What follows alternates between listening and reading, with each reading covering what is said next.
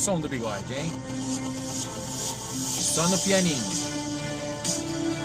Capricha, bigode. E nesse som espetacular,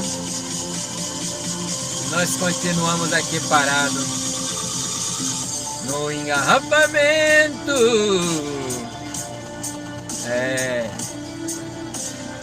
Esse som que faz você pensar, faz você refletir, que ajuda a viajar sem sair do lugar.